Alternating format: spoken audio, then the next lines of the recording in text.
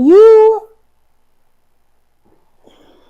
you transitioned from education to computer science to law. Hmm. Along the journey, did people say, "What are you doing? Why are you making so many changes?" I relate to this because I'm that kind of person. I do a lot of different things, but I'm just curious what that journey has been like for you. That's a fantastic question. I've had people call me crazy. And now running for Congress, so Yes, we'll get to that. But my whole journey since I came to this country has been very, very audacious. This is so many things I've tried, and every time I tried these things, people thought I was crazy, Mhm. and probably rightfully so. I was naively doing certain things, but it's just Okay. because of who I am and in the country I believe in, that anything you try, it's possible if you put your mind to it. Okay. I will tell you one, maybe two of the many stories that have actually been crazy. People that have been crazy, Okay. including me running for one of the most powerful legislative branches of government on the planet. Mm. So I'm I'm very, very entrepreneurial. I Yeah. like to try things to put some food and make money and put some food on the table.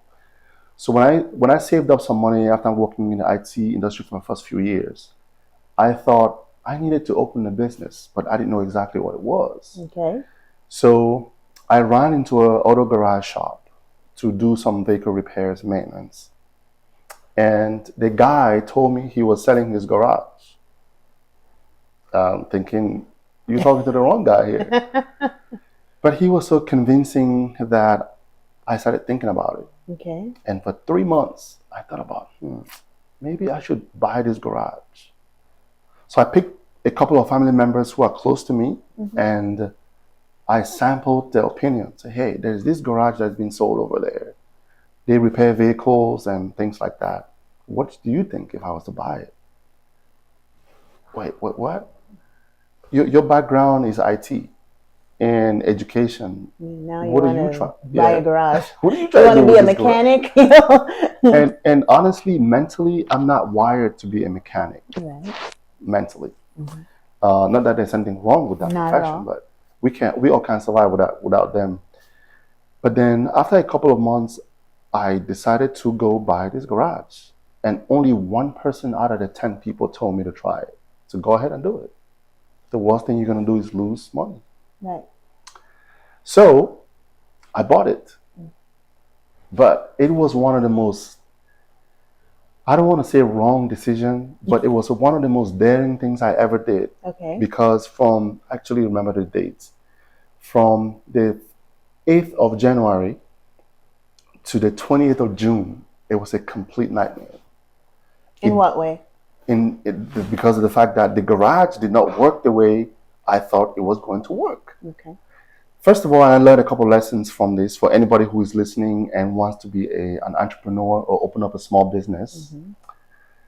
My advice, my recommendation is don't start your business, especially service-oriented businesses, in the cold season, at least in this region. Mm.